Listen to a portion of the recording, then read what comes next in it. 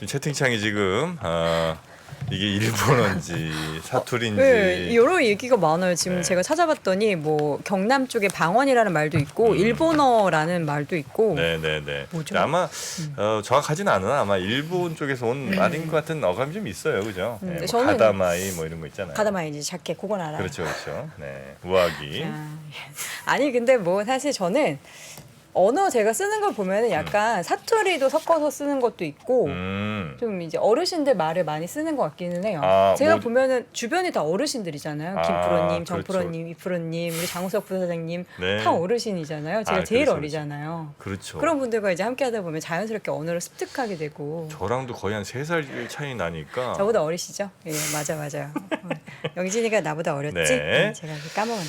자, 손님 모셔놓고 이렇게 네. 장난칠 때는 아닌 것 같습니다. 네. 누구보다 독고리를 잘 알고 계신 우리 하이투자증권의 박상현 위원님 모시겠습니다. 어서 오십시오. 어서 오세요, 네. 위원님. 저희 지금 나눴던 대화는 다 충분히 알고 계신 거죠? 예. 독고리 다 알고 계시죠? 예. 스봉스봉.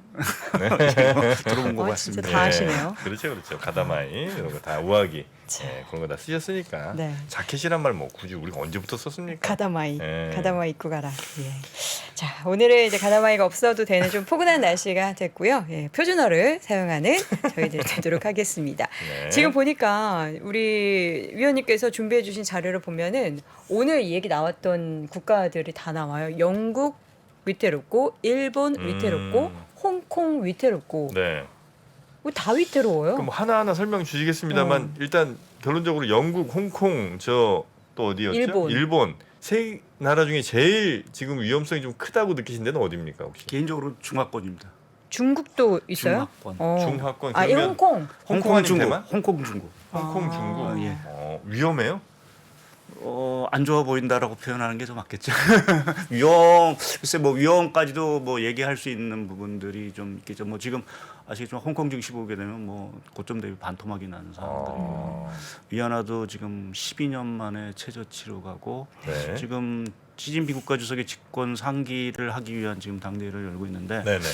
오늘 기사를 보다 보니까 그 미국 그 월스트리트 저널이라든지 뉴욕 타임즈에서 뭐 이제 시진핑 땡큐 시진핑 뭐 이런 식의 그러니까는 중국이 뭔가 더 안 좋아질 거다. 그래서 미국의 어떤 그런 영향력이라든지 이런 거 더 커질 수 있다라는 얘기들을 이제 신문에서 뭐 기사에서 나온 걸 보면 좀 중국에 대한 시각 자체가 상당히 조금 비관적으로 좀 흐르고 있다라는 느낌을 좀 받고 있습니다. 와, 그래요? 중국 얘기가 참 각기 다 다른 것 같아요. 그렇죠. 예, 분위기가 네, 너무 네, 온도차가 네, 네. 많이 나서 사실 너무 기대감을 많이 갖는 쪽이 있고 지금 현실적으로 봤을 때는 안 좋은 부분들이 많다라고 하는데 어느 쪽이 될지는 사실 이제 뚜껑을 예, 열어봐야지 뚜껑을 아니까. 열어봐야 아는 부분들이죠. 예. 근데 지금 뭐 저희야 뭐 현상적으로 나오는 어떤 가격의 네. 지표라든지 또 이제 경제 지표 뭐 이러한 것들을 보게 되면 그렇죠. 뭐 이렇게 좋게 해석할 수 있는 상황은 사실은 좀 아닌 것 같습니다. 중국 만약에 말씀대로 혹은 뭐 경제 전문가들이 예측하는 대로 중국이 만약 여기서 무너지는 모습을 보이게 되면 중국의 위기가 아니고 한국의 위기죠. 그렇죠. 예. 한국도 상당히 당연히 상당히 뭐 우리나라 수출의 거의 뭐 30% 이상이 사실 중국이죠. 중국 향이고 반도체 수출 같은 경우는 1등 국가 중국, 3위가 홍콩 수출 반도체를 차지하고 있는 상황들이고 네. 뭐 최근에 뭐 관광객이 안 들어와서도 사실 우리가 뭐 휘청거리고 있는 그러한 상황들에다가 지금 그 얘기 자체는 이제 자금 경색이라든지 뭐 오늘도 정부에서 뭐 여러 가지 지금 시정과 관련된 대책을 이제 쏟아냈는데요. 그리고 그렇게 됐을 경우 우리나라 어떤 자금 경색, 부동산 시장의 또 다른 위험 뭐 이런 것들이 더 이제 확산될 수 있다라는 부분에서 보면 중국은 그러한 상황까지는 가지 않도록 사실 좀 바라야 되는 부분이죠. 아니면 혹시 중국이 그렇게 되면 단기적으로는 우리의 피해가 크겠지만 중장기적으로는 혹시 중국으로 넘어갈 뻔한 여러 산업들 혹은 뭐 첨단 이런 것들이 다시 우리나라에 이렇게 머무를 가능성은 혹시 없을까요? 글쎄 뭐 첨단 산업 같은 경우는 뭐 얘기가 좀 달라질 수 있는 부분들이 있겠죠. 그러니까 뭐 특히 이제 글로벌 공급망 재편과 관련돼서 뭐 미국 네. 편에 저희가 뭐 자연스럽게 이제 쓰면서 뭔가 조금 혜택을 누릴 수 있는 부분들이 있는데 사실 그것도 사실은 시간이 좀 걸려야 되는 문제가 아닌가 생각하고 있습니다. 우리가 뭐 C4 동맹 얘기하고 글로벌 공급망 재편 얘기를 하는데 사실 그것이 아직 판때기 자체가 사실은 정확하게 짜였다라고 저는 보지는 않고 있거든요. 네. 그러니까 미국도 구상은 하고 있는데 그걸 어떤 방향으로 몰고 가고 어떤 식으로 할 건지에 대한 명확한 비전 자체. 우리가 C4 동맹 얘기를 하지만 네. C4 동맹에 대한 구체적인 어떤 뭐 내용 자체는 사실은 저희가 알고 있는 게 아니거든요. 그러니까 그런 것들이 상당히 좀 시간이 걸릴 수 있는 부분이라고 좀 봐야 될 것 같고요. 네. 그리고 중국의 성장률 둔화는 근데 궁극적으로 우리나라 성장률 둔화하고 사실은 거의 맞물렸다라고 보는 게 맞기 때문에 그렇게 보면은 저는 조금 우리나라엔 뭐 긍정적인 부분보다 좀 부정적인 영향이 좀 크지 그렇습니까? 않을까 좀 생각을 하고 있습니다. 좋습니다. 그러면 이제 하나하나 어느 나라부터 좀 영국부터 한번 체크해 떠나볼까요? 볼까요? 신사의 나라 영국에서 문제가 예, 참 제가 많습니다. 그 한 달 전에 나와서 제가 영국하고 뭐 홍콩이 불안하다라는 얘기를 이 시간에 와서 좀 말씀드렸는데 그러고 나서 영국이 뭐 하여튼 뜻하지 않게 사실은 쇼크가 좀 오는 네. 상황들이고요. 근데 사실 지금 영국의 불안 제가 뭐 지금 영국의 그 차트로 금리하고 화면상에 좀 볼 때는 뭐 또 밑에 크레딧 스위스 요새 얘기가 많이 문제가 나오죠. 많죠. 요새 제가 오늘 어느 은행분 얘기를 했더니 크레딧 스위스가 아니라 이제는 데프트 스위스라고 부채 크레딧이 아니라 부채 스위스라는 어떤 농담 섞인 얘기를 하는데 사실 그만큼 지금 유럽의 금융기관의 여러 가지 우려 자체도 사실은 좀 커지고 있는 거고 제가 이제 금리를 사실 저렇게 들고 나온 것 자체는 사실 뭐 파운드 가치 급락이라든지 뭐 이러한 것들이 있는데 어디 금리예요, 저게 지금? 위쪽은 영국 금리고 10년 밑에 국채 거는 금리. 그 크레딧 스위스 CDS 그러니까 우리가 부도 위험 얘기하고 할 때 얘기하는 이제 CDS 프리미엄입니다. 그러면 최근에 조금 다소 이제 크레딧 스위스 CDS는 조금 떨어지긴 했는데 여전히 좀 높은 수준이죠. 네. 근데 제가 영국 얘기, 그러니까 이게 최근에 영국발 위기 자체가 사실은 영국만의 어떤 그 독특한 현상은 사실 저는 아니라고 보고 있습니다. 그러니까 우리가 팬데믹 과정에서 뭐 아시겠지만 부채 자체가 워낙 많이 늘어났고 특히 이제 이번 과정에서는 정부들이 워낙 그 이제 지출을 많이 할 수밖에 없는 구조였기 때문에 그 부담 자체가 지금 뭐 각종 긴축이라든지 인프레가 오면서 지금 정부의 부채 리스크로 사실은 지금 나타나고 있는 것이 아닌가라고 보고 있고요. 최근에 전 세계적으로 보게 되면 다 트리플 약세입니다. 그러니까 채권 가격 떨어지죠, 주가 떨어지죠, 통화 가치. 그러니까 미국만 지금 달러 가치 하나 올라가는 거 제외하고는 모든 금융시장 자체가 다 떨어지고 있는 부분에 있어서는 지금 영국의 뭐 영국 자체는 펀더멘탈하고도 워낙 안 좋은 상황들이고 또 앞으로도 좀 트러스트 총리가 계속 집권을 할지도 사실은 네. 불투명해서 뭐 지금 다소 안정은 찾았다라고 하지만 영국의 불안 자체는 계속 될 수도 있는 상황들이고 네. 트러스 총리. 예, 네. 그렇고 이제 이게 해결이 되려고 하면 그러니까 인프레라든지 이런 것들이 뭐 빠르게 진정이 된다든지 또 하나는 재정 건전화라는 부분 자체가 상당 부분 어떻게 보면 가시권에 들어와야 되는데 이거를 당장 기대하기는 뭐 현실적으로 좀 어려운 부분들이죠. 그래서 네.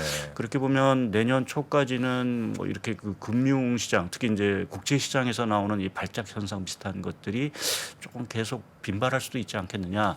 그리고 자칫 잘못하면 우리가 우려하고 있는 소위 이제 크레딧 이벤트, 뭐 우리가 신용경색이라는 얘기를 표현을 하는데 그러한 쪽으로 좀 발전할 수도 있는 우려 자체가 조금 고개를 들고 있어서 뭐 영국의 금융시장이 영국만의 문제는 아니다라는 쪽에 좀 말씀을 좀 드리고 그것이 해소되는 데는 좀 시간이 걸리지 않겠느냐 좀 생각을 하고 있습니다. 시간이 걸리면 해결이 돼요? 아니면 뭔가 지금과 다른 액션들을 취하는 걸 확인을 해야 좀 해결이 됩니까?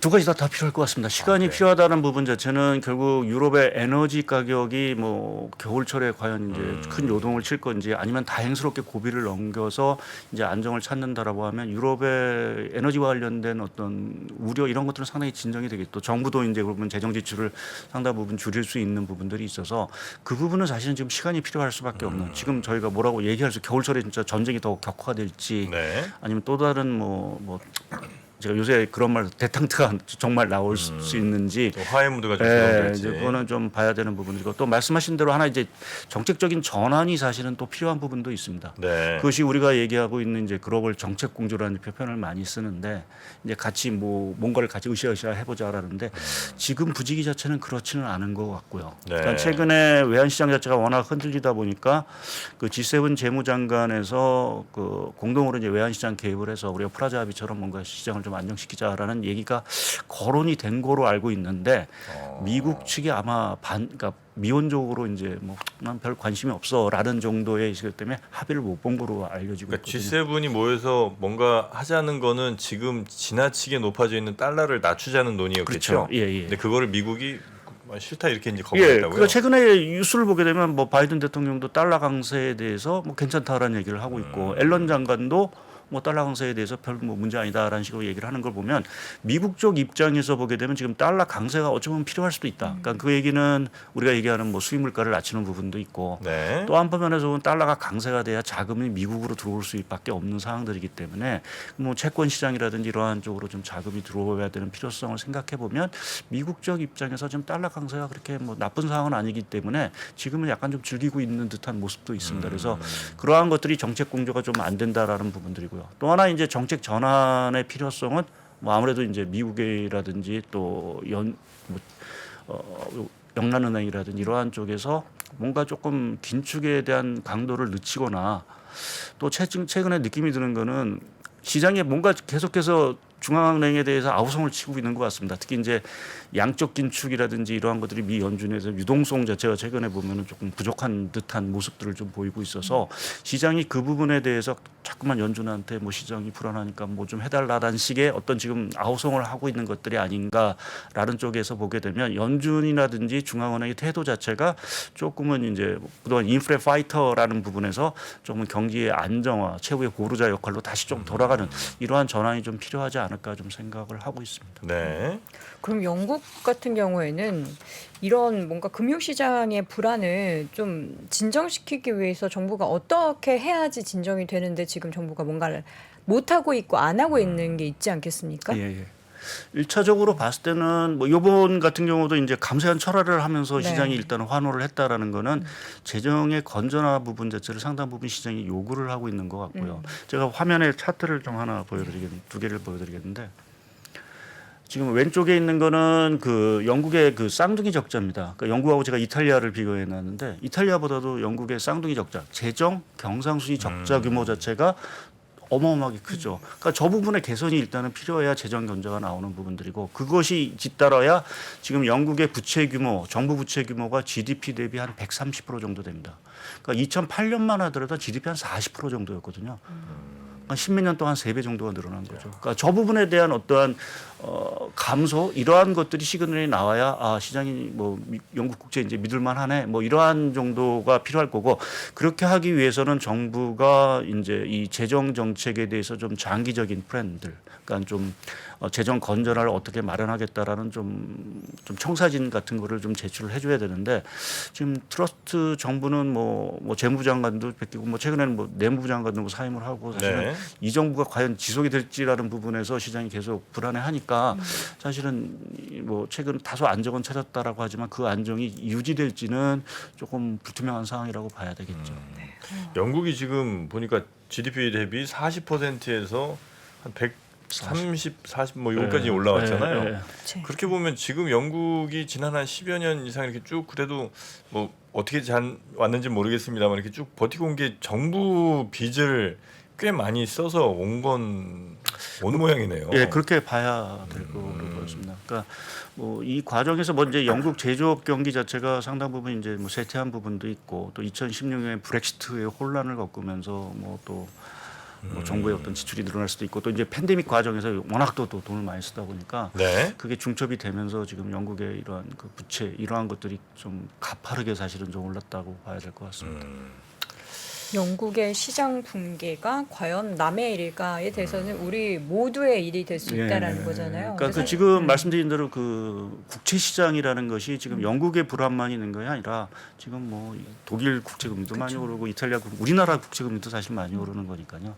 뭐 지금 일본 YCC 정책을 하는 일본마저도 지금 최근에 오늘 국채금리가 워낙 0.25%인데 그게 너무 많이 올랐다고 이제 정부가 시장 개입을 하고 일본은행이 시장 개입을 하고 하는 이러한 상황들 자체가 지금 국제 시장 자체가 상당히 조금 발작적인 증상들을 좀 보이고 있다라는 네. 부분에서 좀 우려스러운 부분들이 되겠죠. 지금 근데 이제 뭐 금융시장도 금융시장이지만 전체적으로 뭔가 민심이 흉흉해지고 있을 예. 것 같아요. 왜냐하면 영국이 어제 뭐 CPI 발표한 거 보니까 네. 10.1%로 나오고 그 안에서 보면 식료품 가격이 너무 올라서 지금 끼니를 거르는 사람들이 늘어나고 영국에? 있대요. 네. 식사를 못하는 사람들이 늘어나고 있다라고 하면은 이게 민심이 너무 안 좋아져서 뭔가 뭐 쿠데타가 일어난다거나 뭔가 그래서 그런 상황이기 벌어질 것 때문에 같아요. 지금 그 총집 내로라고. 러시아 우크라이나 전쟁 이후에 지금 독일도 그렇고 지금 인프레와 관련된 대책을 이제 아무래도 보조금을 주고 뭐 이렇게 하는 부분들이 되겠죠. 전기값을 이제 뭐 내리거나 또 거기에 손실을 보고 있는 뭐 전력회사에 돈을 주고 또 뭐 여러 가지 이제 대책을 하면서 재정 지출이 생각보다는 많이 늘어났습니다. 네. 그러니까 이제 팬데믹 이후에 좀 진정이 될 거로 생각을 했었는데 인프레와 관련된 대책을 뭐 또 어마어마하게 쏟아붓다 보니까 네. 지금 국제 시장의 어떤 그러한 불안 자체가 상당히 조금 계속되고 있는 상황으로 봐야겠죠. 근데 그게 이제 영국이 지금 굉장히 표면적으로 많이 네. 드러나 있긴 하지만 다른 나라들 이탈리아든 뭐 프랑스든 스페인이든 다른 나라들도 결코 상황이 녹록지는 않다는 거죠. 그렇죠. 이제 더구나 이제 이탈리아 같은 거 아시겠지만 지금 뭐 그 민족주의 그 여성 총리가 사실은 극우 세력이라서 네네. 자칫 거기서 뭐 또 파퓰리즘 정책이 또 나온다라고 하면 아, 또 시장이 그거에 대해서 당연히 뭐 또 뭐 공격 비슷한 것들을 좀 할 수도 네네. 있는 상황들이라서 지금 아주 뭐 어느 나라나 지금 재정 정책과 관련된 뭐 우리가 이전에 보게 되면 뭔가 경기가 아니면 경기 부양을 하면 다 환호를 했는데 이제 네. 경기 부양하지 말고 정부는 가만히 있어라는 식의 어떤 지금 시장은 계속해서 요구를 하고 있다는 게 좀 아이러니한 부분들을 봐야겠습니다. 지금 네. 사실 트러스 총리에게 사임하라 뭐 이런 네. 이야기를 막 하잖아요. 근데 그 이야기의 요구에 나는 싸우는 사람이지 그만두는 사람이 아니다라고 이야기를 했더라고요. 근데 트러스 물론 총리가 뭐 이 총리가 사임한다고 해서 이러한 상황들이 뭐 확 달라지고 네. 이런 건 아니잖아요. 그렇죠, 아니죠. 근데 이제 뭐 트러스 총리가 됐던 뭐 다른 차기 뭐 총리가 됐든 간에 조금 이러한 그 지금 영국의 상황들 자체를 조금 안정시킬 수 있는 좀 뭐 진짜 신뢰, 트러스트할 수 있는 네. 그러한 어떤 정책이라든지 이러한 어떤 그 리더십 자체가 사실은 좀 필요한 상황으로 좀 봐야 되겠죠. 네.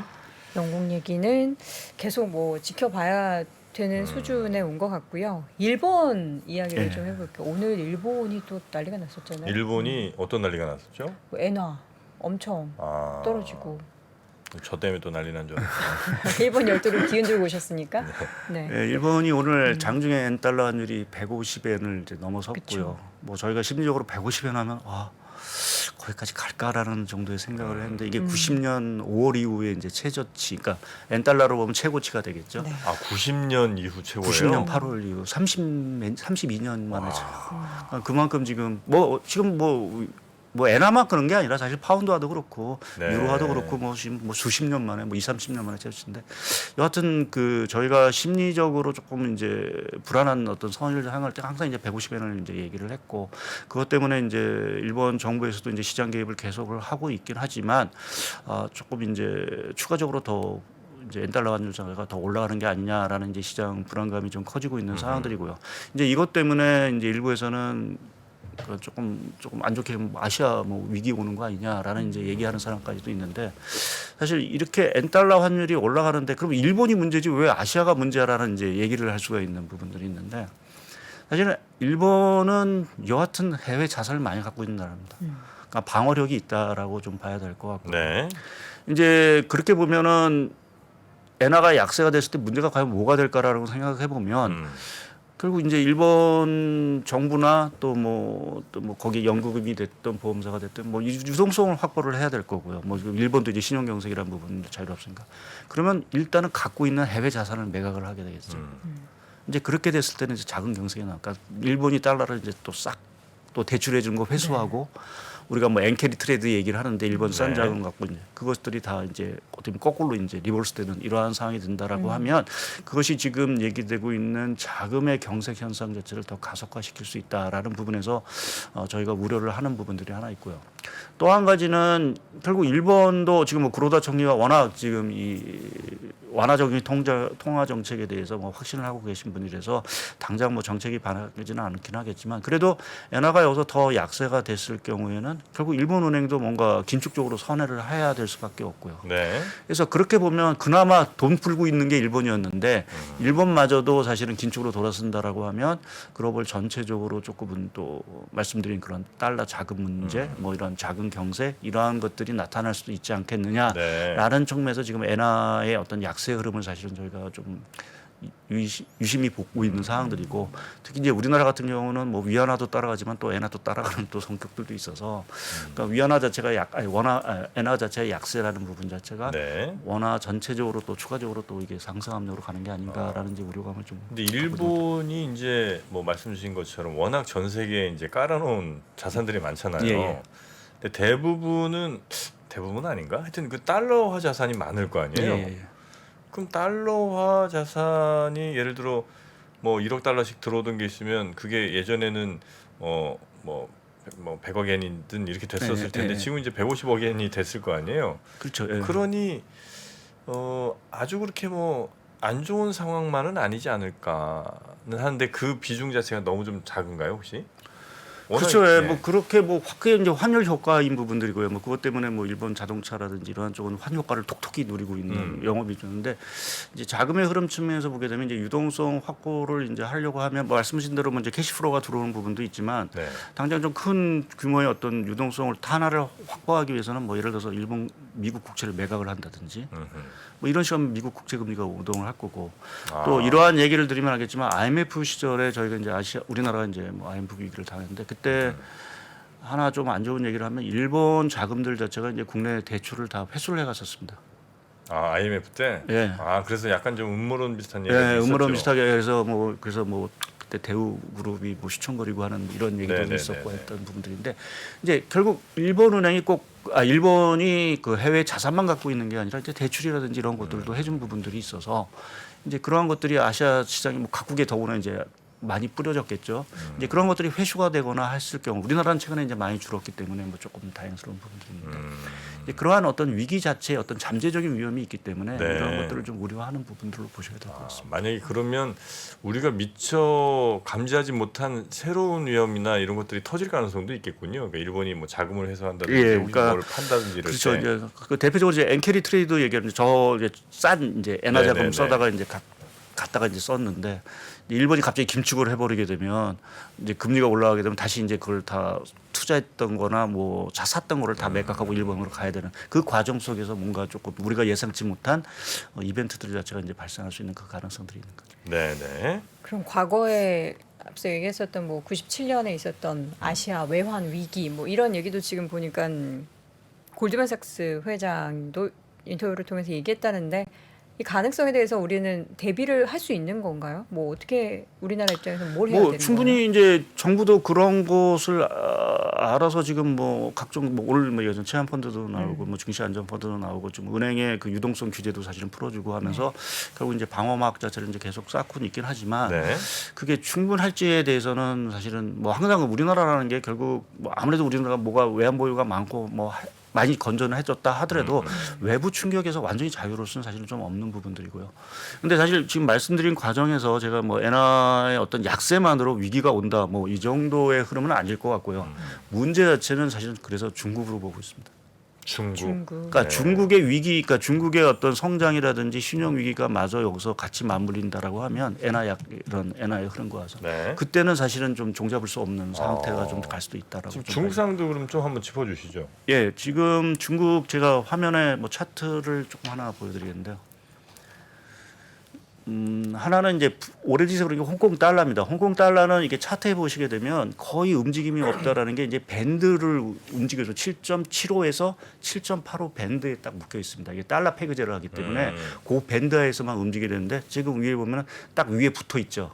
네. 그러니까 저게 이제 홍콩 달러의 약세라는 의미인 부분들이고, 근데 저 밴드를 지키기 위해서 지금 홍콩 정부에서 아무래도 외환시장 개입을 어마어마하게 하고 있는 것 같습니다. 왜냐하면 홍콩의 외환 보유가 작년 11월 말 기준으로 보면 4,900억 달러 정도 됐는데 지금 9월 달에 보니까 한 4,200억 달러 정도로 줄었습니다. 거의 한 800억 달러가 줄었죠. 계속 개입을 한다는 거죠, 지금. 그렇죠. 예. 그러니까 저거를 계속 맞춰야 되니까. 환율 체제를 유지하려고 하면 계속 뭐 달러를 매수해서 하든가 뭐 하든지 해야 되는 부분들이 있어서 이제 문제 자체는 이제 이러한 상황이 계속이 될 거냐, 계속 외환 시장 개입을 할 거냐, 4천억 달러가 그럼 깨지면 시장이 그럼 어떤 생각을 하겠냐라는 이제 드는 거죠. 그래서 또 저렇게 무의미하게 시장을 홍콩 달러를 방어하기 위해서 어마어마한 달러 자금을 외환 보유고를 이렇게 낭비하는 게 맞을 거냐라는 부분에서 좀 퀘스천 마크가 있고요. 그래서 저게 자칫 움직이게 되면 결국 홍콩 쪽에서 이제 홍콩 달러가 약세가 되니까 또 자금이 나가는 게 아닌가라는 우려감이 있고 또 같이 그려놓은 항생 지수를 보시게 되면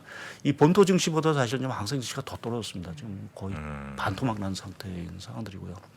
뭐 그렇게 보면 지금 홍콩 시장의 금융 불안 이러한 것들이 상당히 심상치 않다라는 부분으로 좀 판단할 수밖에 없습니다. 아까 저도 이제 보시는 분에 따라서 저게 저가이고 이제 홍콩이라든지 중국이 견존하기 때문에 지금 뭐 저가의 어떤 매수를 얘기하시는 분도 있을 수 있는 부분들이고, 근데 지금 상황에서 뭔가 얘기를 드리기는 조금 좀 어려운 상황들이고요.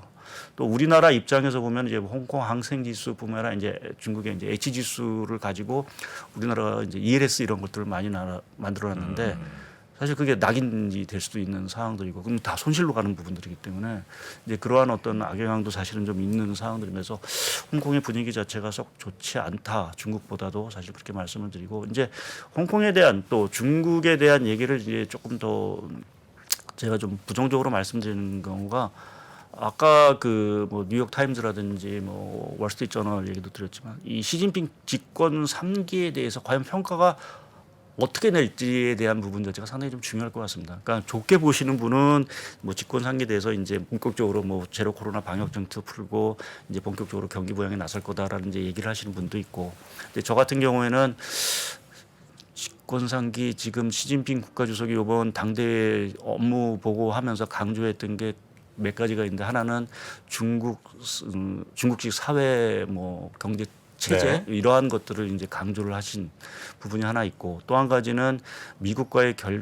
기술 경쟁에서 자강론을 한다는 얘기는 미국과 계속 싸우겠다라는 거고, 또 한 가지는 이제 대만 무력 사용 가능성 이러한 것들을 언급한 부분 자체도 양안 문제 자체가 쉽게 풀리지 않는다라는 얘기고, 제로 코로나 방역 정책에 대해서도 당분간 풀 생각이 없는 것처럼 이제 얘기를 했습니다. 뭐 약간은 이제 오늘 보면 약간 이제 좀 완화하는 조치가 나오긴 했지만 전면적인 완화는 사실은 쉽지는 않은 상황들이고요. 이제 그렇게 보면 중국 경기가 과연 이게 돌아설 수 있까? 아까 말씀드린 그 사회 경제 체제, 특히 이제 그것이 공동부유라는 이제 정책으로 이제 저희가 얘기가 되는데, 뭐 분배를 하는 게 사실은 뭐 어떻게 보면 맞는 수순이겠죠. 이제 그동안은 사실은 잘 사람만 잘 살았고 못 사는 사람은, 농촌에 사람은 워낙 못 살았으니까 그 분배 자체를 이제 하겠다라는 부분의 틀은 맞는데 그 방식 자체가 과연 맞느냐. 그러니까 뭐 지금 빅테크 이제 규제하고 부동산 강력하게 어렵고 하는 이 방식을 통해서 분배를 하는 게 과연 중국식의 어떤 성장에 있어서 과연 도움이 되겠느냐라는 부분에서 보게 되면 잘 모르겠다고 좀 평가하고, 또 그 과정 속에서 중국의 지금 부동산 시장, 이번 IMF 전망 자료에서 보게 되면 지금 최악의 경우 이자를 못 낼 수 있는 중국의 그 부동산 개발 업체가 전체 업체 한 40% 정도를 보고 있는 것 같습니다. 네. 그러니까 그런 정도로 지금 중국의 부동산 시장 또 디벨로퍼들의 자금 상황 자체가 상당히 악화된 부분들이기 때문에 중국이 여기서 정책을 잘못 삐끗거리면 정말 엄청난 파급이 올 수도 있는 그러한 상황들이라서 중국의 상황 역시도 지금은 좀 우리가 이렇게 좀 긍정적인 말씀을 좀 드리기가 좀 쉽지 않은 시점이다라는 쪽에 좀 말씀드리겠습니다. 그 시장에서도 혹은 뭐 그 시장을 좀 보시는 이런 많은 전문가들도 중국을 굉장히 지금 우려 섞인 눈으로 보고 계신 거죠? 예, 뭐 아니면 그게 소수입니까? 요새는 많이 좀 분위기가 좀 안 안 좋게 보는 분으로 좀 돌아선 것 같고요. 뭐 아직도 그래도 뭐 긍정적으로 보시는 분들도 있어서 그거는 뭐 판단의 문제이기 때문에 제가 뭐 여기서 뭐 제 말이 꼭 맞다라고 말씀드리는 것 같습니다. 네. 위원님은 조금 네. 지금 중국을 좀 위험하게 보고 좀 계시고 위험해 보고 좀 회복하는데 좀 시간이 걸리지 시간이 않겠냐. 걸릴 것 같다.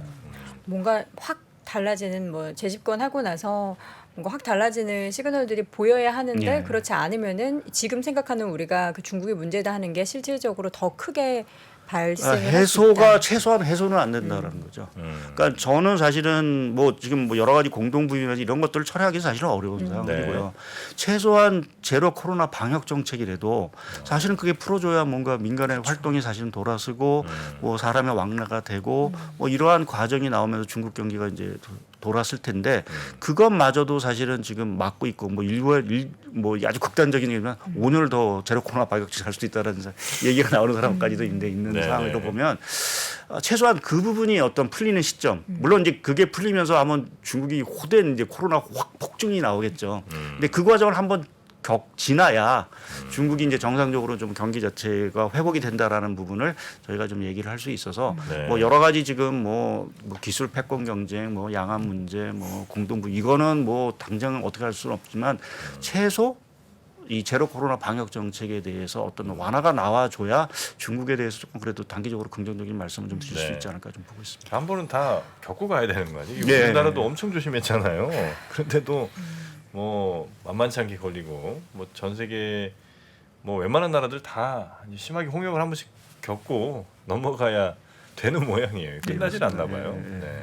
지금 뭐 영국도 일본도 홍콩도 뭐 안 좋다 하는 국가들이 많은데 이들 국가에서 반대로 저희 같은 방송을 하면은 한국이 이래서 위험해. 이래서 뭔가 걔네들 경제 안 좋고 증권 안 좋고 이래서 다른 국가에 영향 미치고 이런 얘기를 하고 있지 않을까요? 예, 뭐 네. 당연히 뭐 다 아시는 얘기고 그래서 지금 최근에 뭐 부동산 PF 뭐 얘기부터 네. 시작을 해서 오늘도 뭐 한국은행에서도 이제 신용 위험에 대한 뭐 조금 경고 비슷한 보고서도 사실은 좀 나온 상황들이고 해서 또 오늘 제가 뭐 어디서 하여튼 은행들도 좀 자금에 대한 어떤 지금 약간은 좀 경색 비슷한 현상도 네. 있고 해서 썩 좋은 상황들은 분명히 좀 아닌 것 같습니다. 그래서 이게 조금은 근데 제가 뭐 이게서 우리나라가 뭔가 크게 휘청거릴 수도 있다라는 뭐 얘기를 드리는 것이 아니라 최소한 당분간은 조금 리스크를 관리하는 게 필요하고 그것이 이게 정말 우리가 우려하는 정도의 심각한 위기로 갈 건지 아니면 좀 완화가 될 건지는 겨울철 과정이 상당히 중요할 수 있다라고 네. 보고 있고요.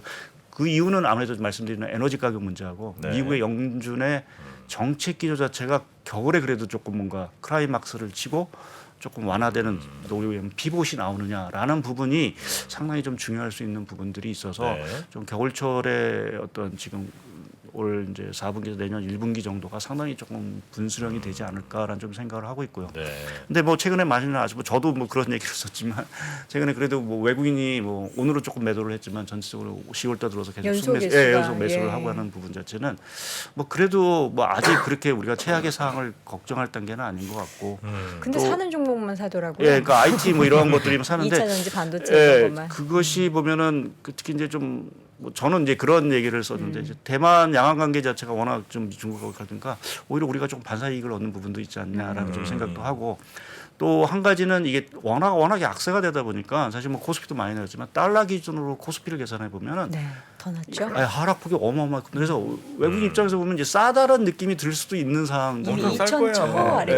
내려갔죠. 물론 이게 추세적으로 오고 이제 올려가려고 하면 이제 펀더멘탈이 개선이 돼야 되는데 지금은 일단은 좀 싸다라는 부분에서 어느 정도는 채워놓고 이제 네. 추가적으로 더 살 건지는 이제 좀 상황을 좀 보겠죠. 그래서 뭐 지금 시각 자체가 뭐 상당히 안 좋은 시각이 분명히 우세한 부분들이지만 사실은 조금 한편에서는 위기 자체에 대해서 아주 최악의 상황은 가지 않을 수도 있다라는 어떤 시각도 일부 있는 것이 그것이 이제 외국인 자금의 흐름으로 좀 나오는 것이 아닌가 좀. 네. 그 이러니 저러니 해도 결국은 기승전 또 미국인 것 같은데 미국이 어떻게 하느냐에 따라서 중국이든 뭐 유럽이든 우리나라든 이 변수가 좀 바뀔 것 같은데 미국은 지금 어떤 움직임을 좀 보이고 있다고 판단하고 계세요?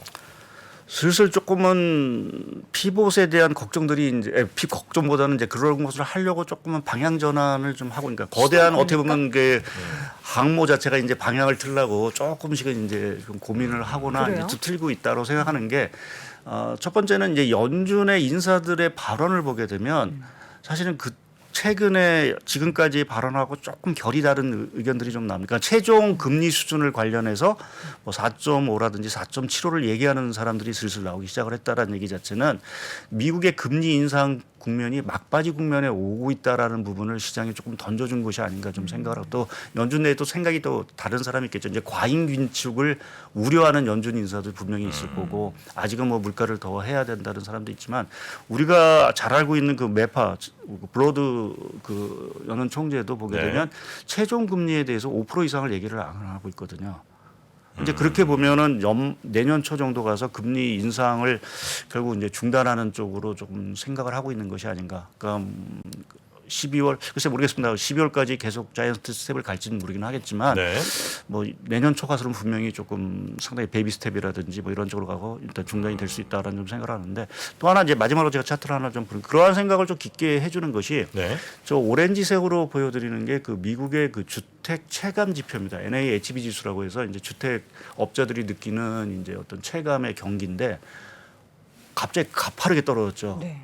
그러니까 주택 경기 자체가 상당히 이제 냉각이 됐다라는 부분들이고 저 냉각 신호 자체는 보시면 알겠지만 뭐 2008년 또 뭐 팬데믹 당시 뭐 이 정도 수준에 지금 거의 버금가는 정도로 떨어지고 있는 상황들이어서 네. 연준 입장에서도 이제는 더 과잉으로 이제 긴축을 했다가는 또 다른 어떤 위기를 미국도 초래할 수도 있다라는 이제 조금 생각들을 좀 할 수 있을 것 같습니다. 그래서 그렇게 보면 뭐 저게 한편에서 보면 이제 물가에도 사실은 긍정적인 신호가 될 수 있는 게 가격이 떨어진다는 얘기가 되겠죠. 네. 그래서 보면 임대료라든지 이런 것이 떨어지는 신호일 수도 있고 또 경기와 관련돼서 이제 경기 자체가 어느 정도 그래도 연준이 조금은 그동안은 뭐 충분히 이겨낼 수 있어라는 얘기를 했지만 오늘 뭐 베이지북도 보게 되면 이제 경기 둔화에 대한 침체에 대한 얘기도 많이 나오고 해서 조금은 연준의 태도 자체가 연말 연초 가서는 조금 변화될 수도 있지 않겠냐. 그래서 그 부분에 대한 것들이 조금 리스크를 그래도 완화시키는 역할을 좀 해주지 않을까. 만약 그렇게 안 된다라고 하면 만약 연준의 금리가 5%가 넘어간다라고 하면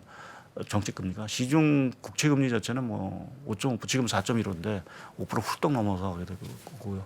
이제 그렇게 되면 시장이 정말 국제 시장 자체가 발작이 일어나고 또 뭐 회사채 시장이라든지 기업 대출에서도 부실 자체가 상당히 커질 수 있는 위험성이 있어서 연준도 이제 슬슬 고민하는 시점이 왔다라고 좀 봐야 될 것 같습니다. 네. 기준금리 5%까지는 많이들 안 보시는 것 같고 뭐한 4.5, 7호? 뭐 7호, 뭐 이 정도 아마 보시는 것 같긴 한데 이게 이제 뭐 4.5에서 뭐 내년에 3대로 이렇게 떨어질 기대는 사실 많이들 안 하시는 것 같더라고요. 저 개인적으로 그냥 동결을 유지할 거로 생각합니다. 그죠? 내년에 그냥 쭉 간다고 한다면 사실 꽤 우리가 익숙지 않은 고금리 상태를 유지를 하는 거잖아요. 예. 그러면 이제 그 부분에서 사실은 네. 그래서 좀 부담스러운 부분들이 있는데 문제는 이제 시중금리, 그러니까 국채 10년물이나 2년물은 하락할 수 있다는 얘기죠. 그러니까 경기 금리 인상 사이클에 대한 얘기들이 이제 내년 들어가면은 계속 나올 거고요. 그것이 2년물이라든지 10년물 국채로 이제 하락 쪽으로 갈 거고 경기도 안 좋으니까 당연히 국채 수준에서 뭐 실제 그 5%대의 정책 금리가 뭐 5% 거의 버금가는 수지가 유지가 된다 하더라도 네. 국채 금리 자체가 떨어지게 되면 리스크 자체는 상당히 완화되고 또 경기 자체 뭐 거기서 모기지 금리도 떨어지고 뭐 한 제반 상황들이고 최소한 신용에 대한 위기 자체를 사실 경감시키는 역할을 분명히 할 거로 생각을 하고 있습니다. 그래서 일단은 동결이라도 사실은 지금 나와주는 게 사실 필요하지 않을까 좀 생각을 하고 있습니다. 금리 동결. 지금 상황에서 봤을 때는 이제 동결에 대한 무게가 워낙에 강하다 보니까 오히려 시장은 내년에 동결할 때 지금의 이런 안 좋았던 분위기 언제 그랬냐 싶게 오히려 시장이 좀 반전의 모습을 보여줄 수도 있다. 너무 예, 그렇죠. 예, 그거하고 이제 하나 기자는 네. 계속 강조지만 유럽의 에너지 문제입니다.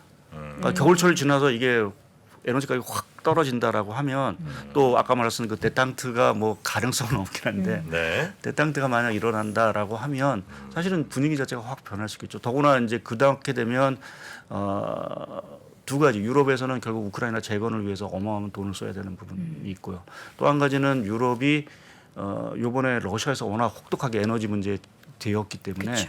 에너지와 관련된 뭐 어떤 식이든 간에 투자를 어마어마하게 늘려서 자생적인 에너지 의존, 그러니까 러시아 의존도를 해서 자생력을 높일 수 있는 그러한 투자 쪽으로 사실 그게 뭐 신재생이 될지 뭔지는 뭐 뚜껑을 열어봐야 되긴 하겠지만 그러한 부분에서 사실은 뭐 아무것도 기대할 게 없는데 그러한 데탕트가 일어나게 되면 그래도 투자와 관련된 모멘텀들 또 지금 가뜩이나 안 되고 뭐 자동차 수요라든지 이런 것들이 확 올라올 수도 있는 부분들이어서 네. 그러한 부분에 좀 기대감은 걸고 있는데 쉽지는 않은 것 같습니다. 데탕트라는 게. 그렇죠. 위원님께서 보시기에는 지금 이제 다 많은 글들이 막 올라오고 있는데 다들 여러 가지 진짜 모든 공포가 다 도사리고 있잖아요. 이렇게 공포를 많이 느낄 때가 앞서서는 좀 시장을 좀 멀리하라 이렇게 말씀하셨는데 최악의 국면으로 가는 올 겨울 지나고 나면 우리한테 뭐 큰 기회 올 거라고 생각을 하십니까?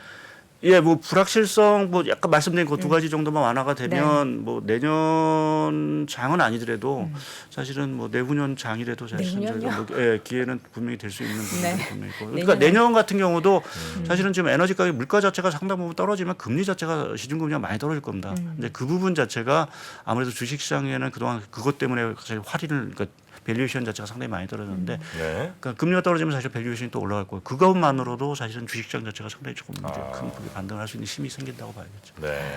순서를 저는 좀 매겨보고 싶어요. 이제 지금 영국 있고 일본 있고 홍콩이 있고 홍콩 플러스 중국 있고 이제 뭐 우리나라 내부적인 얘기가 있고요. 근데 이게 사실 언제 이런 것들이 발발이 될지 뭐 폭탄이 안 터지면 좋겠지만 만약에 순위로 따지자면 뭐가 제일 위험하다면 중국이 1등. 네, 위험 강도로 보면 제일 일것 중국이 같고요. 1등이고 그러니까 불안이 제일 먼저 나오는 거는 국제시장일 것 같습니다. 그러니까 국제시장에서 금리 자체가 말씀드린 대로 1분기 초에 더 임상해야 돼라는 얘기가 나오게 되면 네. 정말 큰 발작이 일어나겠죠.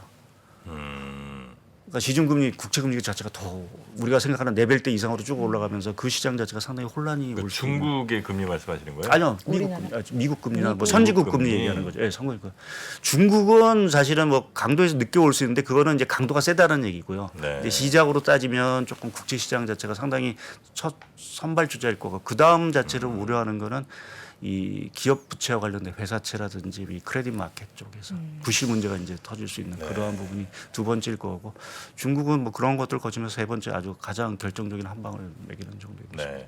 이렇게 이제 여러 변수들이 불확실하고 또 여러 위험들이 이제 언제 닥칠지 모르는 이런 때쯤에 개인 투자자들은 이제 두려움에 떨면서 이제 요 시장에서 잠시 좀 피해 있거나 아니면 요 때가 제일 기회인 것 같아서 이제 들어오시거나 뭐 다양한 선택들 할 수 예, 있잖아요. 예. 우리 위원님이 보실 때는 어떤 선택이 그래도 비교적 현명하다고 보십니까? 뭐 지금 시점에서는 예금으로 가야죠. 예금? 예, 5%대 주는 예금으로 가야겠죠. 98% 주식 비중을 가지고 계시는 정프로님에 대해서 아까 지금 뭐 매도를 하라는 그런 말씀이 아니라 지금 이제 가지고 있는 그러니까 갖고 현금을 뭐 지금 대해서 사실은 많이 손해를 보셔서 손절하라 뭐 이런 얘기를 드리는 것이 아니라 네. 만약 정말 유동성을 좀 갖고 있고 뭔가 투자 뭐 그럴 여건이 될지는 잘 모르겠지만 그런다라고 하면 지금 입장에서는 당연히 뭐 안전하게 5% 금리를 받을 수 있는 예금이 사실은 최적지로 봐요. 지금 현금이 있다면 예, 예. 그래요? 그래서 뭐 내년 초 정도 가서 뭐 시장 상황이 우리가 우려했던 것보다 뭐 별로 이제 최악은 아니네라고 하면 분명히 시장은 큰 반등이 좀 큰 폭의 반등이 있고 그때 뭐 반등할 때 사실은 사도 사실은 뭐 늦지 않는다라는 좀 생각을 합니다. 네. 굳이 지금 위험을 택하면서까지도 주식시장에 머물러야 되는 매일 밤을 못 자면서까지 있을 필요는 없지 않겠느냐는 생각. 아니 지금 같은 때 이제 달러가 정말 거의 뭐 최고점인 것 같은데 예. 요럴 때 이제 예를 들면 뭐 엔화가 됐든 혹은 뭐 유로가 됐든 하여튼 달러 대비 이제 올라갈 가능성이 좀 큰 애들 예, 예. 요런 친구들을 한번 살짝 조금씩 다가가 조금씩. 보면 어떨까요? 예, 그것도 하나의 방법일 수도 있겠죠. 좀 좀 투자 기간을 조금 내년 말까지 정도 본다라고 하면 뭐 엔화라든지 유로화 자체도 사실은 조금 메리트가 있는 상황으로 좀 봐야 될 것 같고 사실 저도 오늘 뭐 여러 가지 조금 따르는데 여기서 사실 저도 달러 강세 얘기 드리고 엔화 약세를 얘기를 드리는데 그렇다고 엔화가 여기서 엔달러가 170엔 갑니다라고 말씀드리기도 사실 조금 어려운 레벨대예요. 150엔도 너무 그래서 그렇게 보면 달러가 거꾸로 얘기하면 달러가 거의 정점에 온 거 아닌가라는 이제 역발상적인 맞습니다. 생각을 할 수도 있어서 이제 그런 생각도 이제 머리가 복잡한데 여하튼 그렇다고 해서 지금 그 역발상으로 투자하세요 뭐라고 예를 들기는 어려운 상황들이고 뭐 지금 상황들이 170엔도 또 갈 수도 있는 상황들이어서 여하튼 좀 겨울을 좀 보면서 투자를 해도 투자 시점을 선택을 해도 늦지는 않다라는 좀 생각을 합니다. 알겠습니다. 네, 지금 말고 더 추워졌을 때 우리가 결정의 순간이 예. 내려야 예, 되는 그런 구간이 온다. 지금은 네. 섣부르게 우리가 결정하기보다는 하여튼 올 겨울이 날씨도 그렇고 좀 따뜻했으면 좋겠습니다. 그래서 겨울이 금융시장이 좀 그래서 좀 따뜻해지는 그렇죠. 그런 상황들이 좀 왔으면 지구의 온난화를 바라시는군요. 예, 일단 올 겨울은 네, 알겠습니다. 자, 우리 박상윤 의원님과 함께 우리를 둘러싼 여러 환경의 변화 그리고 리스크들 한번 쭉 짚어보는 시간 가져봤고요. 네. 우리 박상윤 의원님 다음 시간에 한번 또 모시도록 하겠습니다. 하이투자증권 괜찮죠? 예, 괜찮습니다. 그 오늘 증권사 얘기 되게 많이 했거든요. 뭐 여러 가지 뭐 문제 있다, 위험하다. 근데 하이투자증권은 괜찮은 거죠? 뭐 여러 루머가 있는 것 같은 괜찮습니다. 알겠습니다. 우리 박상현 위원님 오늘 대단히 감사합니다. 예, 감사합니다. 고맙습니다. 직주 근접의 레벨이 더 높아지는 겁니다. 서울의 중요한 회사들은 광화문에 많은데 여의도 거주자들 중에 제일 선호하는 자리가 반포예요. 네트워크가 강남이 제일 좋아요. 인생에서 계속 바뀝니다. 적어도 저는 한 6년에서 8년에 한 번씩은 결론을 내야 될 게 인생에 따라서 결혼을 했냐 안 했냐, 아이를 낳냐 안 낳냐에 따라서 많이 바뀌겠죠. 부동산 입지의 변천사를 한눈에 살피는 대한민국 부동산 부의 역사. 지금 서점에서 만나보세요.